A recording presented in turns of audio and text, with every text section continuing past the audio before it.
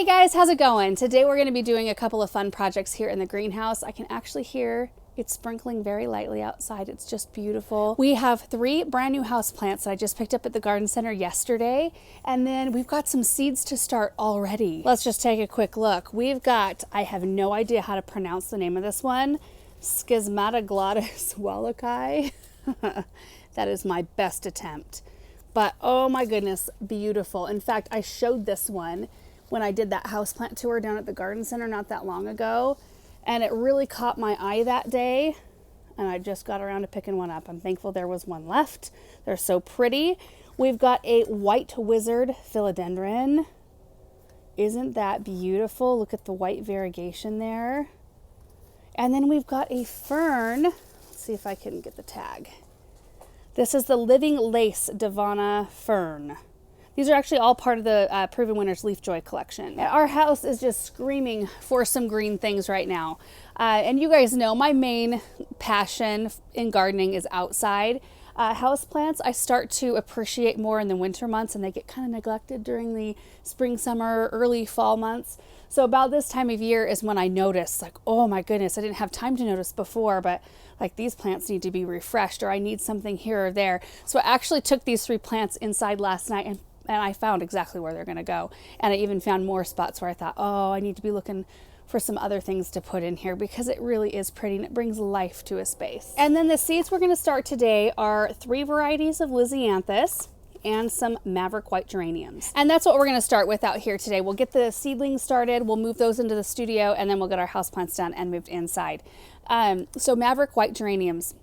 I think it was this last winter we started a ton of geraniums in the Hartley, and that was so much fun. I think I had some 120 or 130 geraniums to use out in our landscape. It was so great, and they're easy. So easy to start from seed, and they're easy as houseplants. So they're a type of seed I would say you could start at any point in the year, as long as you have a sunny windowsill that you can put them on. I mean, they don't want it to be super cold. You can't plant them outside in the winter, of course, but you can have them as houseplants and they just bloom their heads off. So I get all of my geranium seeds from Swallowtail Garden. I've got a stack of them. I'm going to start a whole bunch more later on this winter too, but I wanted to start some white geraniums in the hope that maybe we'll have some blooms early spring to work with for interior spaces. I think that would be very fresh and very pretty. And then our Lisianthus. So I typically start those seeds in January, and I will probably be starting more at that point. But I wanted to try this year starting some a lot earlier than I normally do, because they grow so slow. And even though the packet says 12 to 13 weeks, I feel like they need to be bigger by the time I put mine out every single year. I mean, when I put mine out, they're like the size of the end of my thumb. Like, they're so little, and they usually take off and they grow beautifully. And maybe that's what I will go back to. But I thought I would start a few trays of them early just to see if I liked how they grew, or if I was way ahead doing it this way. I'm also considering working up some soil in our high tunnel out on the new property and possibly putting some things in there for earlier blooms. So we've got 2 white varieties. There's a Voyage 2 white, a Mariachi pure white, and then an Arena 3 apricot. We have done a more extensive information video about Lisianthus. Maybe we can link that down below. But there are 4 different groups of Lisianthus, group 1, 2, 3, and 4. Each group grows better in a specific climate based on heat and light, like the amount of hours of light. What I have here, the Mariachi whites and the Voyage 2 whites are group 2, which is an early season bloomer. And then we've got the Arena 3 apricot, which are a group 3, which are kind of considered a main season bloomer.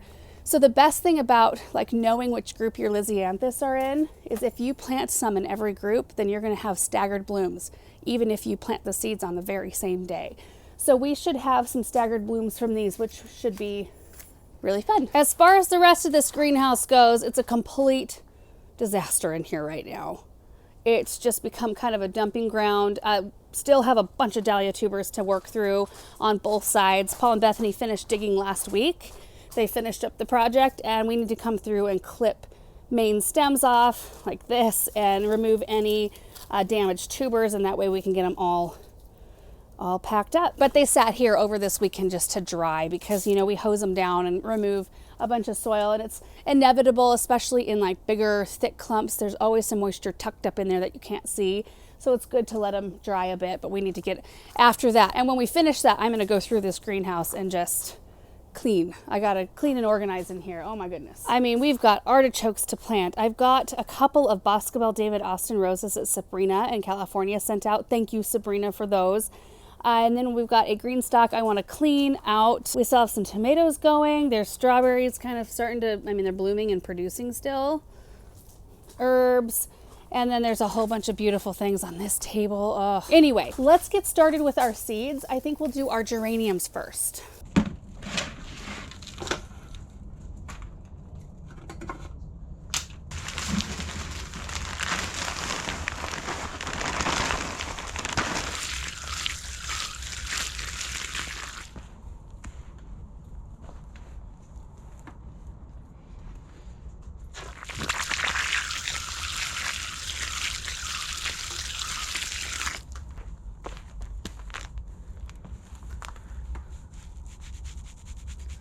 Got everything ready to roll. We've got our seed starting mix, which is this right here, in our tub. I've got it lightly moistened.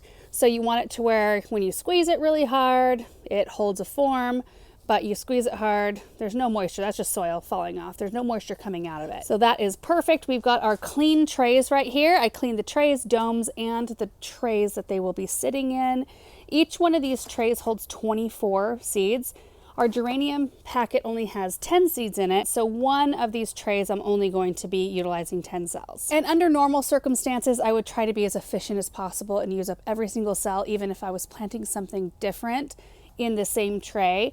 But since we're so early, I think we're going to have these graduated out of their seed trays by the time I need them again for more seed starting. But we're going to go ahead and fill up the other 3 completely with the Lisianthus. Now for both of these, you really don't want to cover the seeds. Like geraniums, you can just barely cover them with soil. With the Lisianthus, you don't really want to cover them with any soil. They need light in order to germinate. So in that case, we use a layer of vermiculite, a very fine layer over the top of the soil surface. That will help keep, well, it'll allow enough light to the seeds so it can germinate, but it'll help keep moisture levels in check and will help with algae growth, which I have dealt with Lisianthus before, as well as fungus gnats, which I will show you once we get into the studio what I use for those. But in every case, once I started using vermiculite on the top of my seed trays, I use it on everything now. It's just been a little bit of a game changer for me. It helps with so many different things. So anyway, I do have vermiculite out here. In fact, I had to unload it from this tub into a burlap sack. We use it to store dahlias in, so this is what it looks like right here. Okay, for our geraniums, I'm going to try to just do every other cell here. I don't know how good I'm going to be at that. Let's see.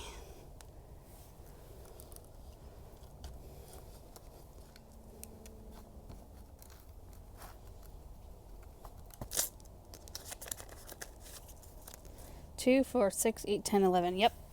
Do one more cell.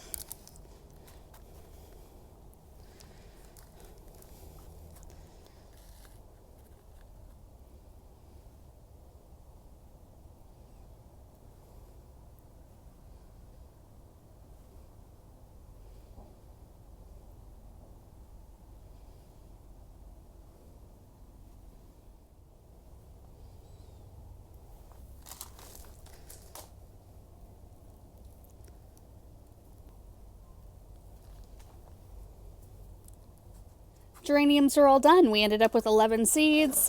So I just barely covered them, just enough to kind of like almost pinch soil around the seed to make sure that it would stay put. And then our fine layer of vermiculite. I need to grab some plant ID tags though before I get too far in, especially for those Lisianthus. Oh yes, I have some out here. 4, perfect. I always think I'll remember which tray is which, and I don't. Every time I don't.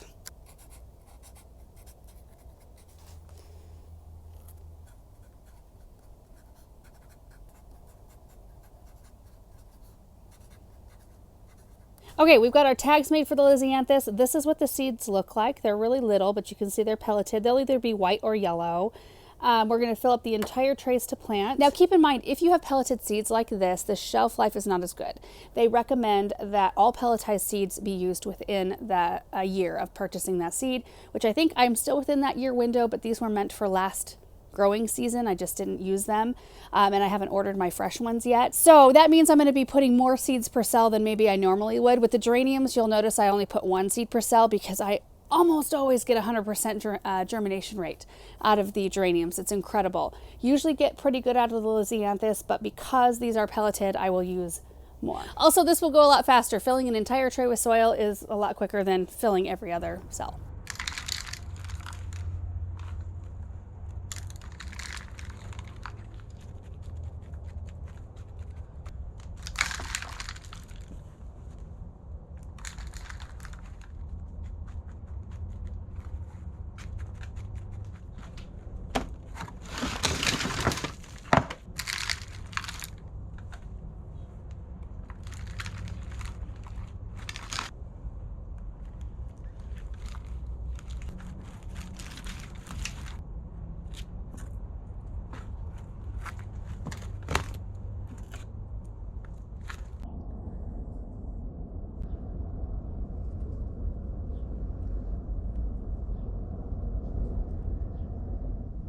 So for this first tray, if you get in here, you can see I used 4 or 5 seeds per cell, which is still probably too many. But after I got into it, I realized that I didn't really want to save any more of these seeds. I may as well just use them up, and I'll order fresh ones to start later on. And that way we have more likelihood that we'll end up with 24 or more plants. We can always separate them. So now we take our vermiculite and just do a nice layer right over the top of those seeds, just a very fine layer. And voila, tray 1 of Lisianthus done.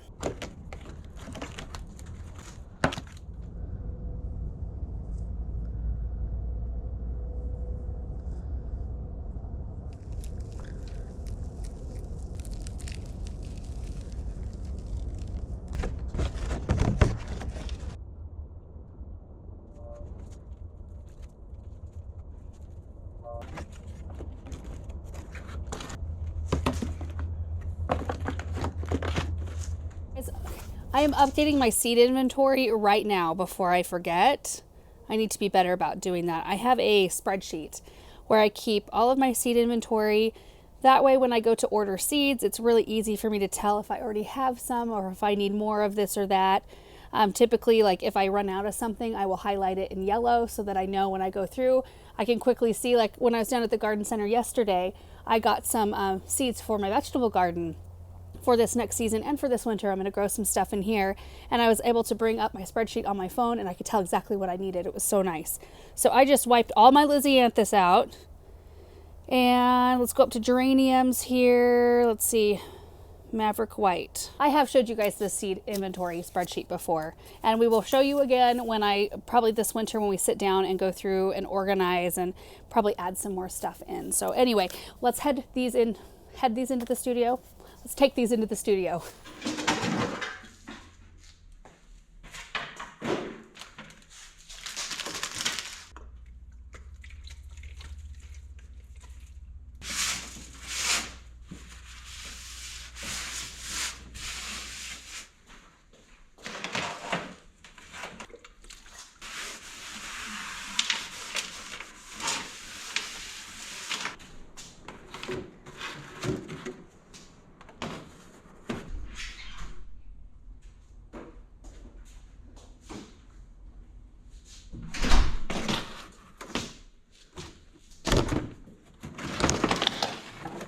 Okay, now that they're in the studio, I'm going to take my sprayer and just settle all the seeds in.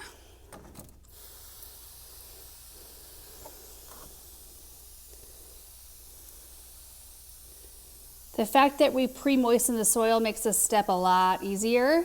The whole point of doing that is that you've got a nice consistent moisture level throughout the whole cell, all the soil, and it helps the seeds not float around. You know how sometimes when the soil is dry, it tends to like puff up and it creates water channels and the seeds can float around. There's one.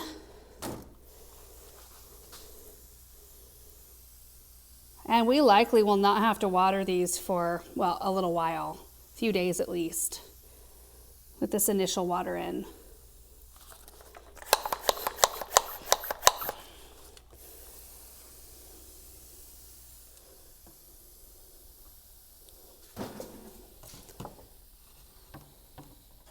All right, all done and watered in and underneath the grow light. So typically we don't have to have lights on unless the seed that you're planting requires light in order to germinate. So it's something to read the back of the packet, make sure of that, because you do want to make sure to pop your lights on. These run for 16 hours a day. They are on a timer, so they will turn off at night, and that way the seeds will get what they need.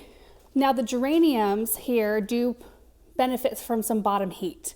I don't think that that's necessary for Lisianthus, but I put just a single heat mat underneath this one just until they germinate. Also, the humidity domes I only put on here until the seedlings germinate. So I wait till the full tray has germinated and then off comes the dome. This will trap in moisture, which is good for this point. We want to make sure to keep everything on the damp side until things germinate, but once they have, especially with Lisianthus, you want to make sure to allow the top layer of soil to dry out a bit between watering. Now this is what I use to water in here. It's super, super handy because it's just a pump. Like you do this. Let's see, what needs to be misted? Here's a fern. And then it just waters with just a click of the button. And I just watered them in lightly today, like I said, just to kind of settle them all into their spots. And this, you guys, is what I use for fungus gnat control. This is a strain of the Bacillus thuringiensis, or BT. It's what we use for budworm control outside on our supertunias and superbells. On geraniums as well. Budworms like to eat geraniums. I did not know that until this year. And I've tried all kinds of different things. The mosquito bits is a total pain. I've done sand on the top of the soil surface. I've done multiple other insecticides, and this is the only one that has really taken care of the problem. You apply it via like a soil drench. So it's like a little powder, a little brown powder that you mix in with your water and water it in. So since I wanted just to mist these today and get them kind of settled into their space, I'm gonna start treating this soil like right away. The next time they need water, I'll just mix it up in a little watering can and just be very careful when I water it in.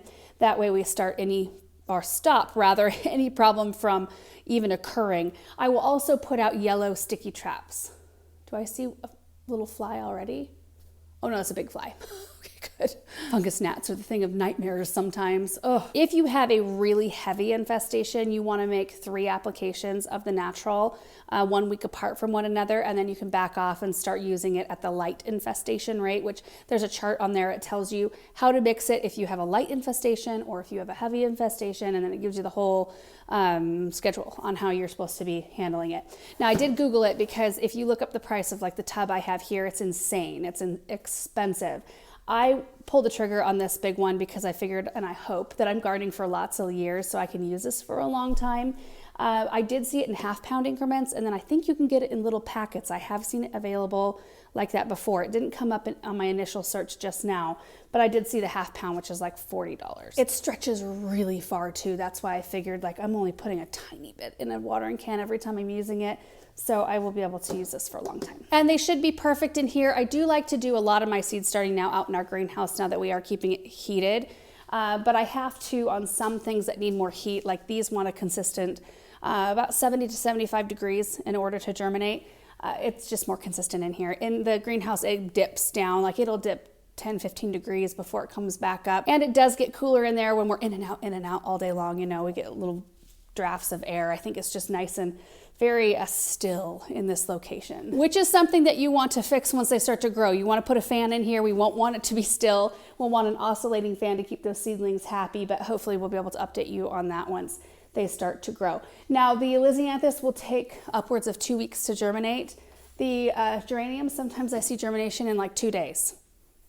Just depends. And that is it, you guys, for seed starting today. So exciting that we actually have some of those things going. I'm going to set an alarm for 4 o'clock every day to go check my seedlings that time of year. I need to set an alarm for my houseplants too. Okay, let's run out and get those houseplants done and taken inside. Got some leftover soil here.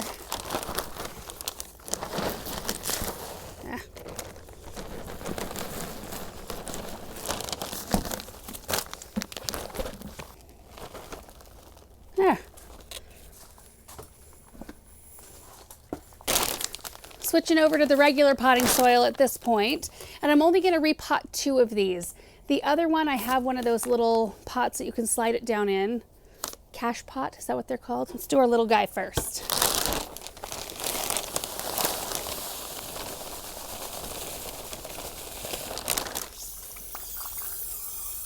Now, I don't know a huge amount about each one of these plants except for they all like bright indirect light, so they don't need to be in a super sunny location. This one, the white wizard philodendron, I believe it would like to be planted on a pole or a trellis. They are a little bit happier that way, which I will probably add, not today, but at some point. Oh, so you can see that root system right there. It looks really healthy, not super pot bound. It is such a pretty plant though. It says that Leafjoy, this is a collector's edition variety. I do have a pink princess philodendron, right? Is that what it's called? It's in the Hartley. Little Prince sent it out and it's gorgeous. And you guys, when we went and planted these, I put soil in the pot and made a little well. When we picked these out, not planted these, when we picked these out yesterday, it was a Sunday down at the garden center and we met my parents down there for lunch.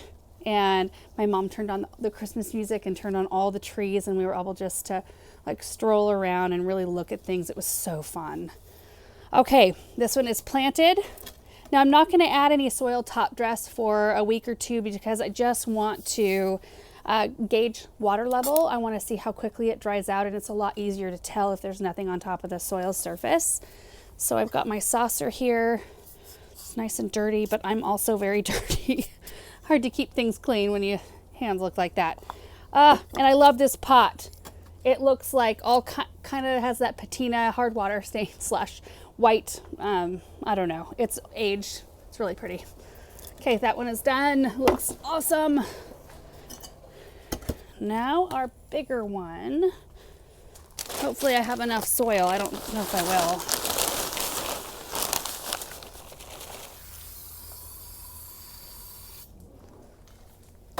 This bag of soil has been in here open for a little while, so it's really dry. I'm just kind of moistening it up a bit. So I'm going to slide this one out of the pot. You can see the roots underneath already. Oh, there we go. Oh my. Whoa. I'm going to need to break that up a bit.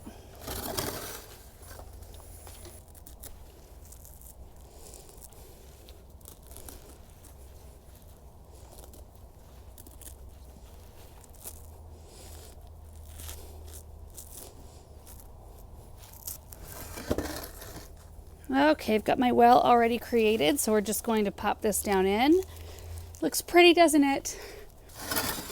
And then our fern is the one that's going to be going down in another pot inside. So let's get these all taken in. Oh, they're so pretty right there.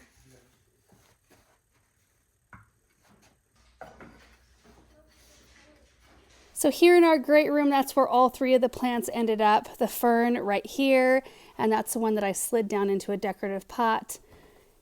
It's Toy Central in here. I just think that looks so fresh right there. The next one on this side, the white variegation makes it pop. Now the color we have in here on the walls, it's called Thunder Gray. It's from Sherwin-Williams, and it's a kind of a dark green gray. I love it. It's so pretty. But it is nice to have some plants that have some brighter pops of color because of the darkness of the walls. It makes them stand out. And then the last one ended up in this corner. Oh, it just fills it up so beautifully. I love it so much. You can see we've put our Christmas tree up over here. And I just needed a little something to fill in this space. Usually I have a little floor lamp right in the corner, except for it's over by this chair now for the next month or two. But again, the variegation just makes that plant pop. And as a side note, our dried flower mantle has held up beautifully. Lots of nice color. Love the pumpkins and squash. And that will stay up there until right after Thanksgiving. And then we'll move some Christmas stuff in. And you guys, that is going to be it for today's projects. I popped back outside because Samantha Grace wanted to play with that beach ball so bad. And I asked her to please wait until I was done showing you guys the plants because it gets quite loud. So that's what she's doing inside right now. And it is a beautiful day out today. I mean, it just, oh, it's overcast, but it just is warm. It's supposed to be 55. And in the 50s for the next 5 to 6, maybe 7 days. So I am just so thankful. And always fun to get seeds started. I mean, it just makes you start feeling like, oh, my garden for next year is already on the way. And that is a kind of a necessary feeling for me, during the winter months, I need to feel like, okay, it's not going to be winter forever. We will get to spring. It will get here. And it's just fun to have those projects going on. And then of course, new houseplants. So fresh and so nice. And we actually have time to focus on them now, which is great. So anyway, thank you guys so much for watching this video. I hope you enjoyed it. I hope it was helpful, and we will see you in the next video.